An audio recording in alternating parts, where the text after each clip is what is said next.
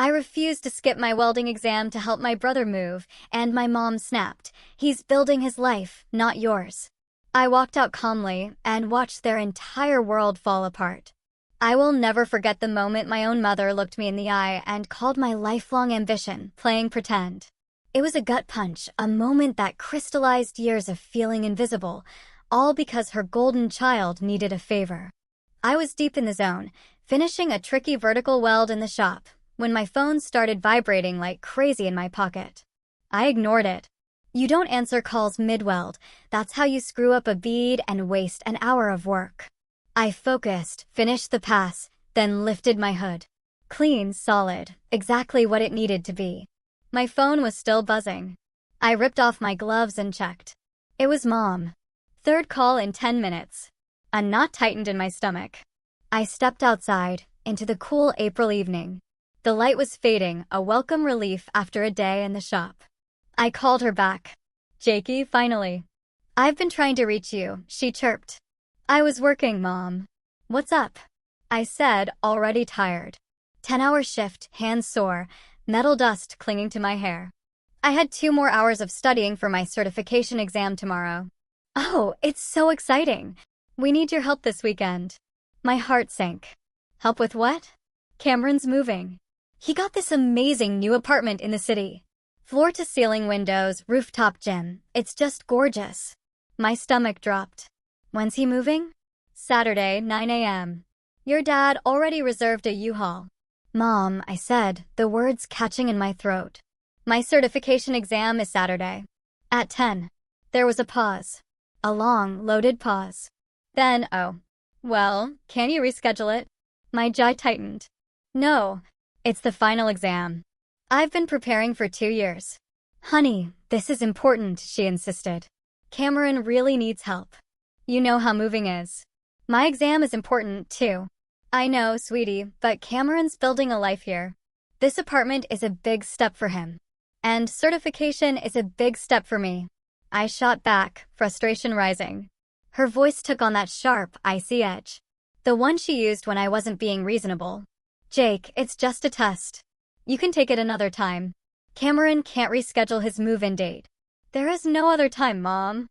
The next exam isn't for 6 months. So, you'll wait 6 months. It's not the end of the world. But Cameron needs help now." "Why can't he hire movers?" I asked, my voice strained. "Because family helps family. He's your brother. And honestly, Jake, I'm disappointed you're even hesitating. This is what families do." I closed my eyes, took a deep, shaky breath. "I'm taking my exam, Mom. You're being selfish." "This is typical." "Typical," I echoed, disbelief making my voice flat. "Yes, typical. Always putting yourself first, never thinking about the family." I could have listed every single time I'd helped them move furniture, fixed their plumbing, rewired their basement, every favor I'd done while Cameron was too busy with his career. But I didn't. I just said, "I have to go. Still have work to finish." "Jake, don't you dare."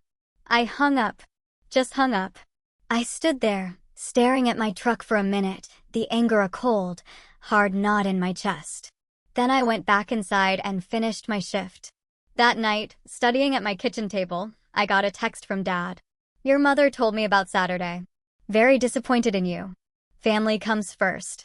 I didn't respond. A few minutes later, "Come to dinner tomorrow night. We need to discuss this as a family." Great. I showed up Wednesday at 6, my parents' house in the suburbs. The same house I grew up in. Cameron's old room was now Dad's office. My old room was storage.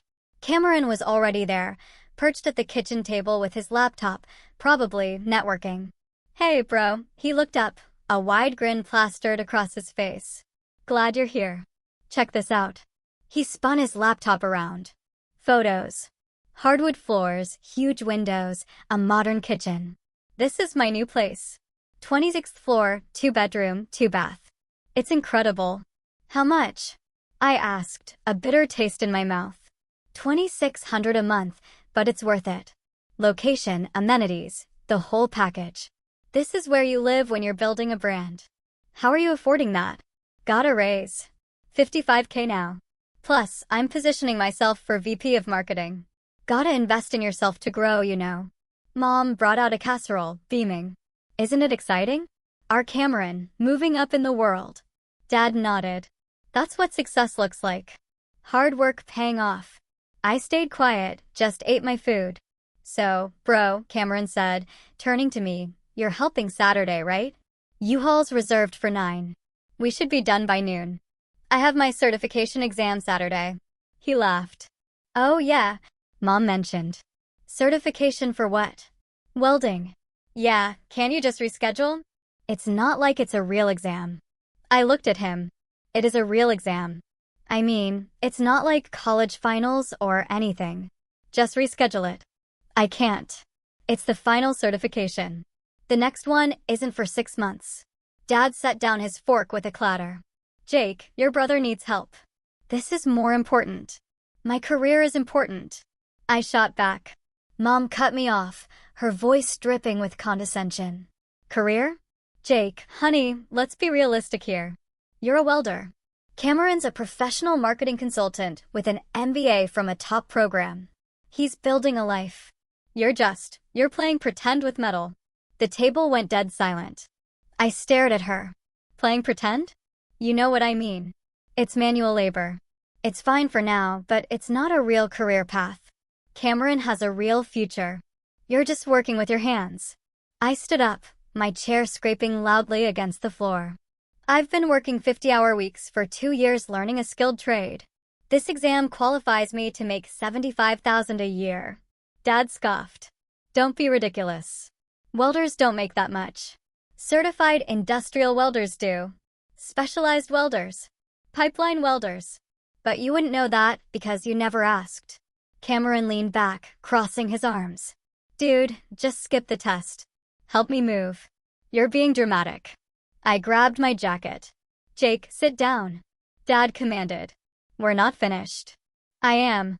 Mom stood up, her face tight with anger. If you walk out that door, don't expect us to support you anymore. I stopped, turned around slowly. You never did. Then I walked out. Behind me, I heard Mom's voice, shrill with fury. You're making a huge mistake. You're throwing away your family for a stupid test. I kept walking. Got in my truck, drove home, and sat in my apartment for an hour, too angry to study. Finally, at midnight, I opened my books. I studied until 3 a.m. Saturday morning, I woke up at 6. Couldn't sleep anyway. I drove to the testing facility, arriving at 8:30. My phone already had 14 missed calls. 8 from Mom, 4 from Dad, 2 from Cameron. I scrolled through the voicemails while sitting in my truck. Mom, Jake, please call us back. Cameron really needs you today. Don't be stubborn. Dad, very disappointed, son. This is incredibly selfish behavior. Cameron. Seriously, are you really doing this? Fine, whatever. Had to pay movers $800. Hope your little test was worth it, jerk. I silenced my phone and walked into that testing center. For hours. Practical exam, written exam. Everything I'd spent 2 years preparing for. When I walked out at 2 p.m., I was exhausted, hands cramping, but confident. I'd done well. I knew I had. I checked my phone in the parking lot. 6 more missed calls. I ignored them all. Drove home, collapsed on my couch, and slept for 14 hours. 2 weeks later, the email arrived. Congratulations. You have successfully completed Level 2 Industrial Welding Certification. I read it 3 times, a wave of vindication washing over me. Then I called my boss. Jake, I was just about to call you. Got your results. Congratulations. Thanks. We're putting you on the pipeline project starting next month. Pipeline project. Specialized work. High-pressure systems. Pays $78,000 annually. I nearly dropped my phone. $78,000?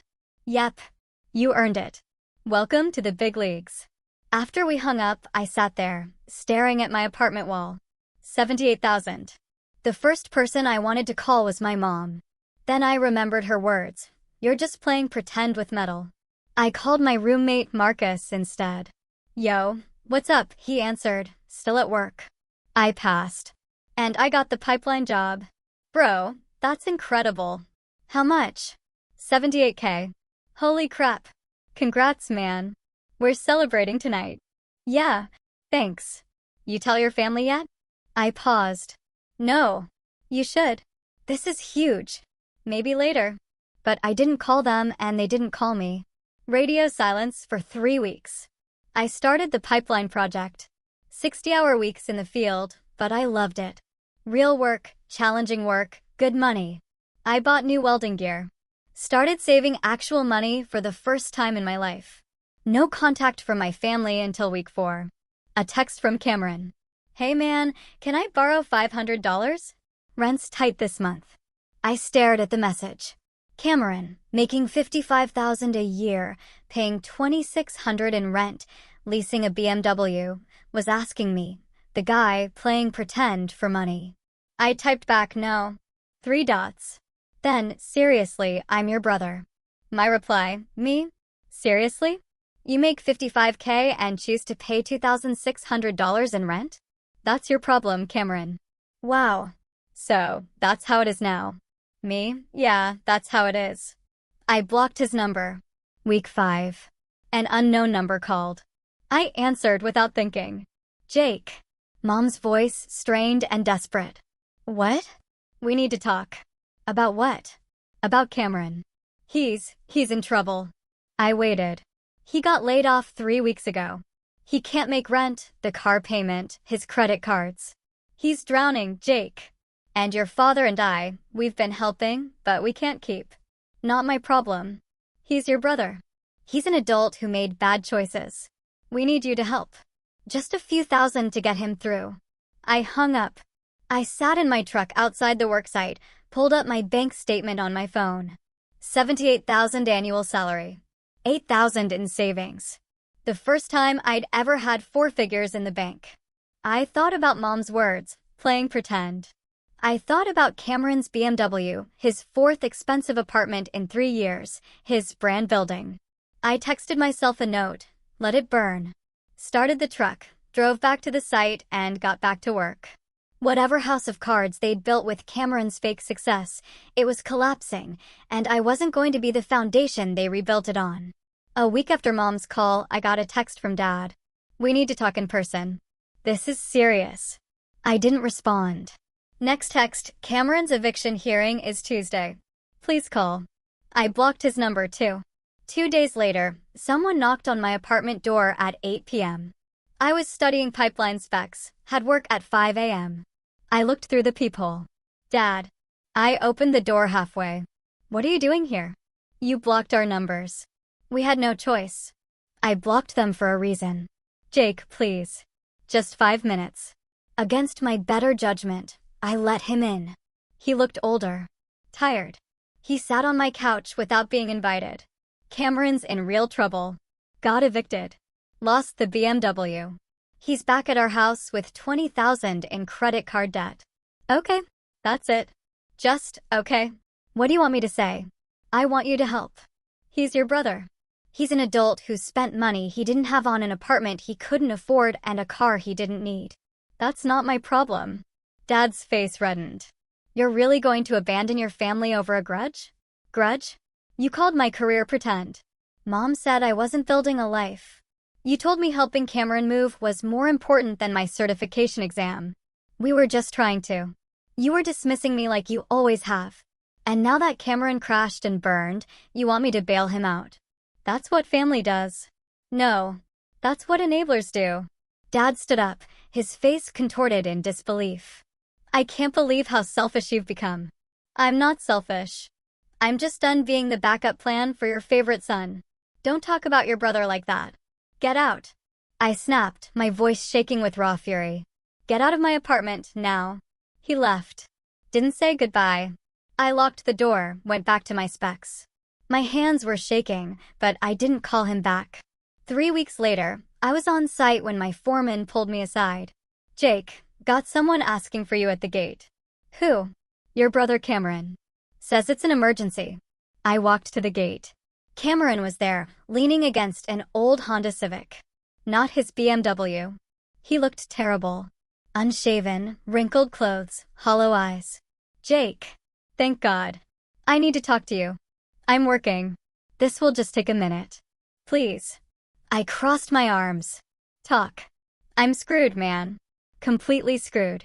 Lost my job, my apartment, my car. Living with mom and dad in my old room. I'm 27 years old, sleeping in my childhood bed. Okay, I need help. Just a loan. 10,000. I'll pay you back, I swear. No. Jake, please. I'm drowning. Credit cards are destroying me. I can't even get an interview. You spent $2,600 a month on rent while making $55,000. You leased a BMW you couldn't afford. You lived like you made twice what you actually earned. That's on you. I was networking. Building my brand. That's how you get ahead. No, that's how you go broke. Getting ahead is living below your means, saving money, and building real skills. Not pretending to be rich. His face twisted. Says the welder. Yeah, says the welder. Making $78,000 a year with 8 months of savings in the bank. He blinked. Wait, 78? I'm certified now. Got the pipeline job. Exactly what I told you guys at dinner. That's more than I was making. I know. And you won't even loan me 10 grand? Correct. We're brothers. We're biologically related. That's it. You dismissed my career, supported mom when she called it pretend, and expected me to skip my exam to help you move. Now you're broke and think I owe you money. I don't. You're really going to do this? Let me lose everything. You already lost everything. That's not my fault. I turned to walk back to the site. I always knew you were jealous. Cameron shouted after me. Jealous that I went to college and you didn't. That I had a real career and you were just. I turned back. I was never jealous. I was just invisible to you. All of you. And now that I'm not, now that I'm actually doing well, you can't handle it. I walked away. Didn't look back. That night, my roommate Marcus came home from his shift, found me in the kitchen making dinner. You good, man? You seem off. I told him about Cameron showing up. Damn, that's rough. What did you say? No. Good. He made his bed. My family thinks I'm the jerk. Your family spent your whole life treating you like you didn't matter. Now they want you to save them? That's rich. How much have you saved now? 11,000. Marcus whistled. Bro, that's incredible. You're killing it. Doesn't feel like it. That's because they're trying to guilt you. Don't let them. You earned this. 2 months after blocking my parents, I got a Facebook friend request from my Aunt Linda, mom's sister. I hadn't talked to her in years. I accepted it. She messaged immediately. Jake, I saw what's happening with Cameron. Your mom's been posting about it. Wanted to hear your side. I told her everything. The dinner, the playing pretend comment, the exam, Cameron's collapse. She didn't respond for 10 minutes. Then, I'm so sorry. I had no idea they treated you like that. Your mom always made it sound like Cameron was the success story and you were struggling. I'm not struggling. I'm doing fine.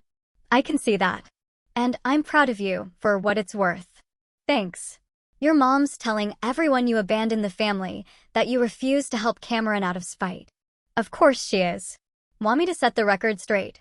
Do whatever you want. I'm done trying to control their narrative. She posted in the family group on Facebook. I wasn't in it, but Marcus showed me screenshots. Aunt Linda, for everyone wondering about Jake, he didn't abandon Cameron. He chose his career certification over helping with a move. Cameron got laid off because his company downsized, not because of Jake.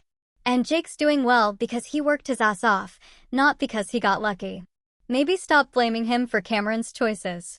The comments exploded. Uncle Tom, thank you. I've been saying this. Cameron lived way beyond his means. Cousin Michelle, wait, Jake's a welder?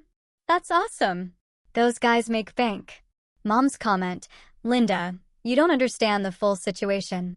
Jake has been very selfish. Aunt Linda's reply, Patricia, I understand perfectly. You called his career playing pretend. That's not him being selfish. That's you being dismissive. Mom deleted her comment, then left the group. Marcus showed me the screenshots. Dude, your aunt's a legend. Yeah, she is. How do you feel? Honestly? Relieved. Someone finally said it. 3 months after Cameron showed up at my worksite, I got another promotion.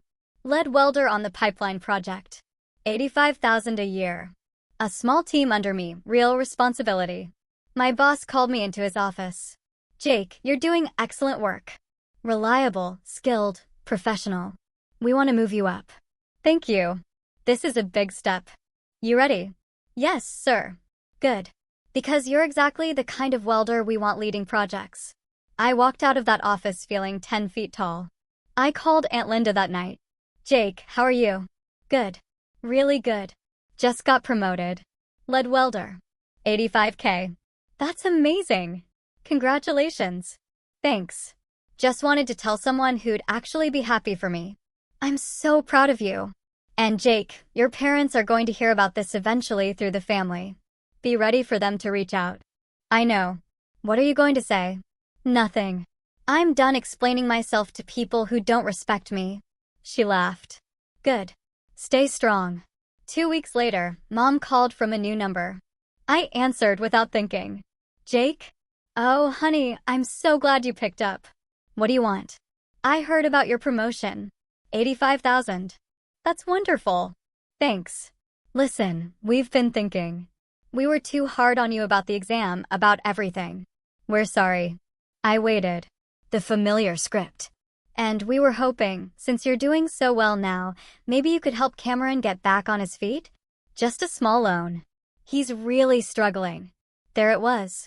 No. Jake. He's family. You're only calling because you heard I make good money now, not because you're actually sorry. That's not true. We've been feeling terrible. You felt terrible when Cameron crashed. Not when you called my career pretend. Not when you chose his move over my exam. You feel terrible now because your golden child failed and I didn't. That's not fair. It's completely fair. And the answer is no. I'm not giving Cameron money. I'm not bailing him out. He's 27. Let him figure it out. You've changed. You used to be so kind. I used to be a doormat. Now I have boundaries. Goodbye, Mom. I hung up, blocked the new number, and sat on my couch, my hands shaking again. Marcus came out of his room. That them? Yeah. What did they want? Money for Cameron. What did you say? No. Good man. He grabbed 2 beers from the fridge, handed me one. To boundaries. I clinked his bottle. To boundaries. That night, lying in bed, I thought about the last 6 months. The exam, the certification, the job, the promotions, the money I'd saved. Everything they said I couldn't do. Everything they dismissed as pretend. I'd built it all without them. And now they wanted in because it turned out I was right. And they were wrong. Too late. The house of cards had collapsed. 6 months after my promotion, I got a call from Uncle Tom. We'd been texting occasionally since Aunt Linda's Facebook post, but he'd never called before. Jake, you got a minute? Yeah. What's up? It's about your parents and Cameron. Thought you should know what's going on. Okay. Your dad took out a loan against their house. 25,000. To pay off Cameron's credit cards. I sat down hard. What? Last month, Cameron was getting collection calls, threats of lawsuits. Your parents panicked. They refinanced and gave him the money. That's insane.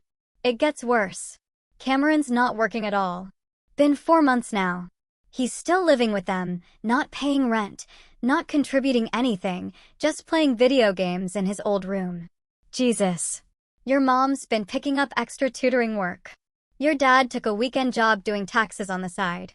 They're both exhausted. All to support a 27-year-old who won't even look for work. Why are you telling me this? Because there's a family gathering next month, your grandmother's 80th birthday, and your mom's been telling everyone you'll be there, that you've come around and you're helping the family again. I never said that. I figured. Just wanted to warn you. She's setting you up as the solution to their problems. Thanks for the heads up. After we hung up, I sat there for a long time. $25,000 against their house for Cameron's credit cards. The same Cameron who'd called my career pretend. Who'd expected me to skip my exam for his move. Who'd shown up at my work begging for money. My phone buzzed. A text from Mom's new number.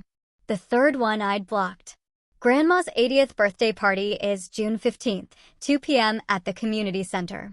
She'd love to see you. We all would. I didn't respond. 2 weeks later, another text. Jake, Please come to Grandma's party. It would mean the world to her and to us. We miss you. I typed, I'll think about it. Deleted it. Typed no. Deleted that too. Finally, I sent, maybe. The party was on a Saturday. I worked until noon, went home, showered, and debated for 20 minutes. Marcus caught me staring at my keys.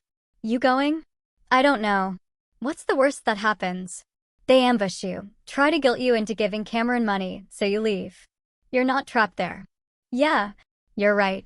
I drove to the community center, arrived at 2:30, late enough to miss the initial crowd. I walked in. The room was decorated with photos of Grandma through the years. Family everywhere, kids running around, the smell of potluck food. Grandma saw me first, her face lighting up. Jakey. Oh, my boy. Come here. I hugged her. She felt smaller than I remembered. Happy birthday, Grandma. I'm so glad you came. I heard you've been doing well. Your Aunt Linda told me about your promotion. Yeah, things are good. I'm proud of you. Always have been. That hit harder than I expected. Mom appeared, smiling too brightly. Jake. You came. Oh, I'm so happy. She hugged me. I didn't hug back. Hi, Mom. Come sit. Your father's getting food. Cameron's here, too. I'm not staying long. Just came to see Grandma. Her smile faltered. Oh. Well, at least say hello to everyone. The next hour was awkward. Cousins I hadn't seen in years asking what I'd been up to. Aunts and uncles making small talk. A few people mentioned my welding career. Word had spread through Aunt Linda. Cameron avoided me, stayed on the other side of the room, talking to nobody, scrolling his phone. Dad cornered me by the drinks table. Jake, good to see you. Dad. How's work? Good. Busy. That's good. That's good. Silence. Listen, son. I know things have been difficult between us, but we're still family, and I was hoping we could talk about helping Cameron. No. You didn't even let me finish. You were going to ask me for money for Cameron, and the answer is no. He's really struggling. We're all struggling. We took out a loan to help him, but he still needs. You took out a loan against your house for his credit card debt. That was your choice, not my problem. Dad's face reddened again. How did you? Uncle Tom told me. Tom had no right. He had every right. He was warning me this was coming. Jake, please just hear me out. We're a family. We help each other. You help Cameron. You've been helping Cameron his whole life. Given him everything, and he's still failing. At some point, you have to let him face consequences. That's easy for you to say. You don't have kids. You don't understand what it's like to watch your child suffer. I watched you treat me like I didn't matter for 24 years. I understand suffering just fine. I walked away, found Grandma. I need to go. Work tomorrow. She squeezed my hand. I understand. Thank you for coming. It meant everything to me. Happy birthday, Grandma. I was almost to the door when Cameron blocked my path. Running away again? Move, Cameron. You really showed up just to make a point, huh? Just to rub it in everyone's face that you're doing fine while I'm drowning. I came for Grandma. That's it. You could help me. You're making $85K. You could loan me enough to get back on my feet. No. Why not? Because you haven't learned anything. You're still the same entitled person who thought I should skip my exam for your move. The same person who called my career pretend. You haven't changed. You just want someone else to fix your mess. I made mistakes. You made choices. And now you're facing consequences. That's life. You're really going to let me lose everything? You already lost everything. I'm just not saving you from it. Mom rushed over. Jake, please don't leave like this. Let's talk. There's nothing to talk about. You want money for Cameron. I'm not giving it. That's the end of the conversation. We're your family. You're people I'm related to who never respected me until I had money you wanted. That's not family. I walked out, got to my truck, hands shaking. My phone buzzed before I even started the engine. Aunt Linda. Heard it got heated. You okay? Yeah, I'm good. Proud of you for standing your ground. Thanks. For what it's worth, your grandma understands. She told me afterward that she's glad you came. That's all I cared about. 3 weeks later, I was on a job site when my foreman pulled me aside again. Jake, your mom's called the main office 4 times today. Says it's an emergency. Tell them to stop answering. That bad? Yeah. That night, I came home to find Marcus on the couch with a concerned look. Your mom came by. What? Yeah. Said she's been trying to reach you. That it's urgent. What did you tell her? That you weren't home. She asked when you'd be back. I said I didn't know. Thanks. She left a letter. He handed me an envelope. My name, written in Mom's familiar handwriting. I opened it. Jake, we're desperate. I know you're angry and you have every right to be. We said terrible things. We didn't support you when we should have. We were wrong. But Cameron's in crisis. Real crisis. He's depressed, not eating, barely leaving his room. We're scared for him. We need $15,000 to get him into a debt management program and cover his expenses while he looks for work. We've already borrowed against the house. We can't do more. Please. He's your brother. Don't let him fall apart completely. If not for him, then for us. We're drowning trying to keep him afloat. Mom. I read it twice, then put it on the kitchen table. Marcus looked at me. What's it say? They want $15,000 for Cameron. You going to give it to them? No. Good. Am I being a jerk? No. You're protecting yourself. That's healthy. It doesn't feel healthy. That's because they trained you to feel guilty for having boundaries. But boundaries aren't cruel. They're necessary. I picked up the letter, read it again. Then I did something I'd been avoiding. I wrote back. Mom, I'm not giving Cameron money. Not $15,000, not $1,000, not $1. Here's why. You called my career playing pretend. You told me Cameron was building a life and I wasn't. You prioritized his apartment move over my certification exam, an exam I'd been preparing for 2 years. You gave Cameron everything: college tuition, car down payments, security deposits, bailouts, and he burned through it all. I got nothing. I built everything myself. And now that I'm succeeding and he's failing, you expect me to fund his recovery? The answer is no. Not because I'm cruel, not because I don't care, but because giving him money won't fix his problems. It'll just delay the consequences he needs to face. He needs to hit bottom. Really hit it. Not have you cushion his fall with loans and bailouts and guilt trips aimed at me.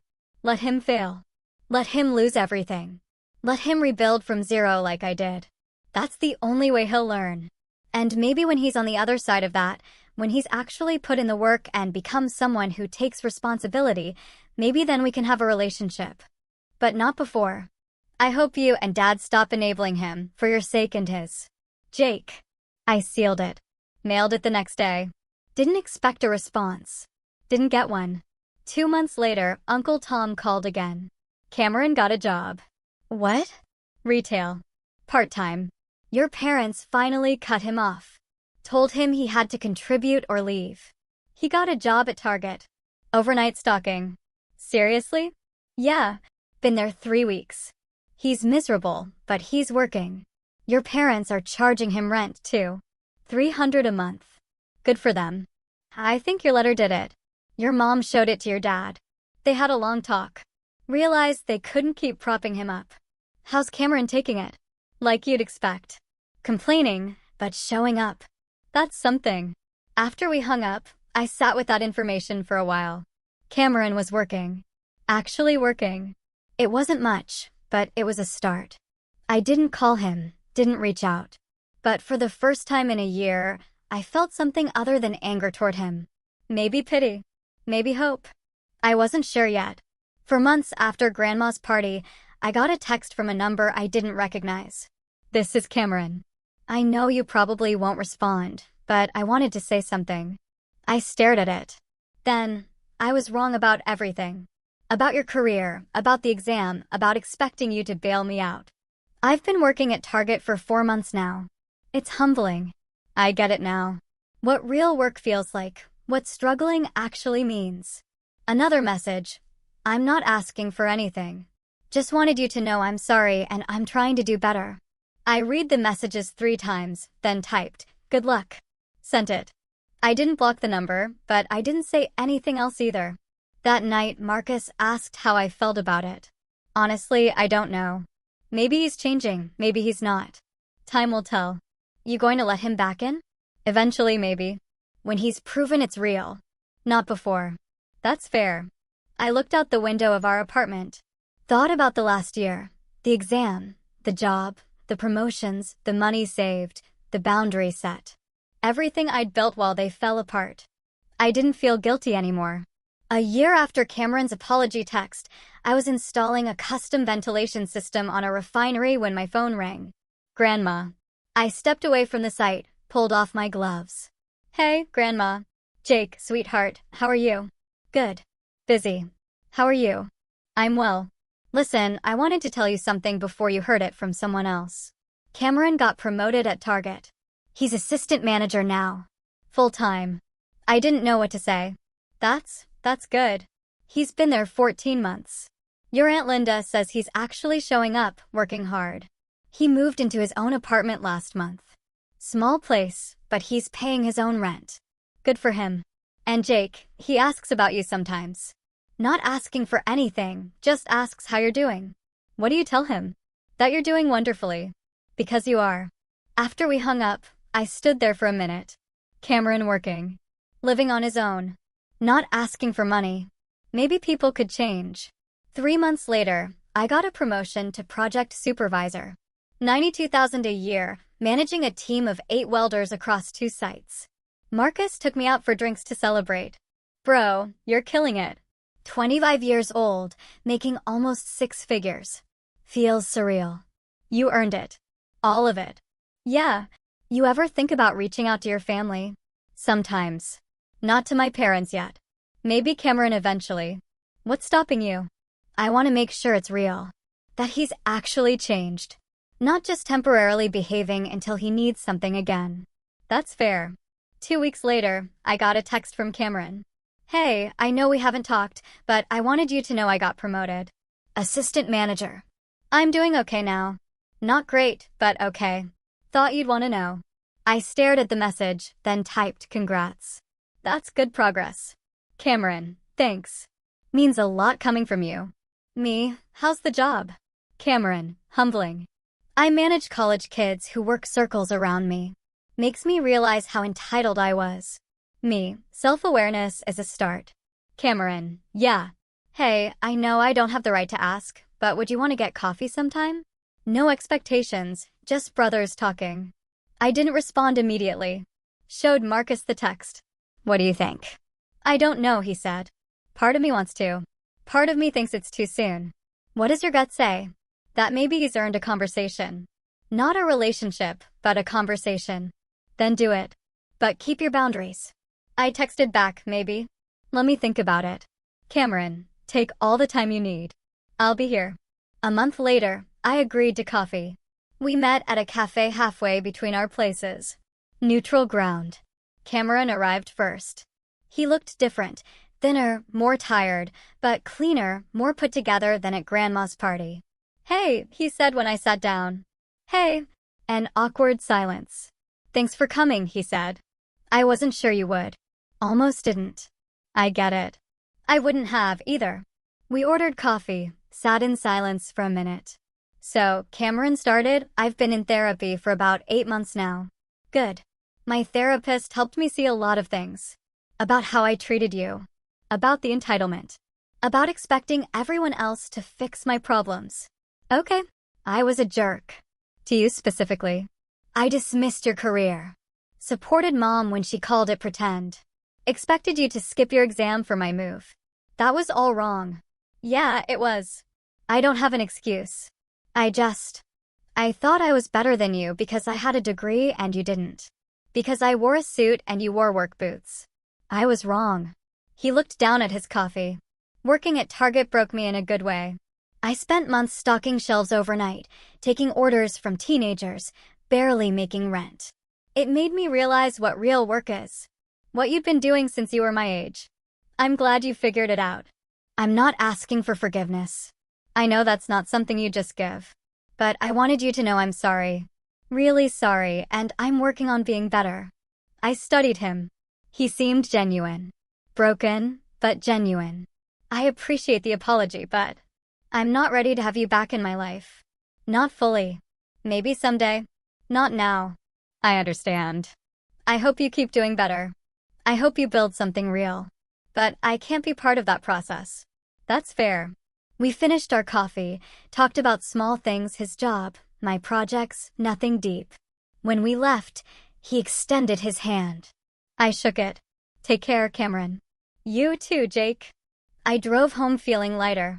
Not fixed, not whole, but lighter. 6 months after that coffee, I bought a house. A small, 3-bedroom in a decent neighborhood. Nothing fancy, but it was mine. I paid 20% down with money I'd saved over 2 years. Marcus helped me move in. Dude, you own a house at 26. That's incredible. Feels good. You going to tell your family? Maybe eventually. I didn't tell them right away, but word spread through Aunt Linda. Anyway, 2 weeks after moving in, I got a letter in the mail from my parents. Jake, we heard about your house. Congratulations. That's a huge accomplishment. We know we don't have the right to ask, but we'd love to see it sometime when you're ready. No pressure. We've been doing a lot of thinking about how we treated you, about the things we said. We were wrong about your career, about the exam, about prioritizing Cameron over you. We're sorry. We should have been proud of you from the beginning. Should have supported your choices. Should have recognized that you were building something real while Cameron was building debt. We hope someday you'll let us back into your life, but we understand if that day never comes.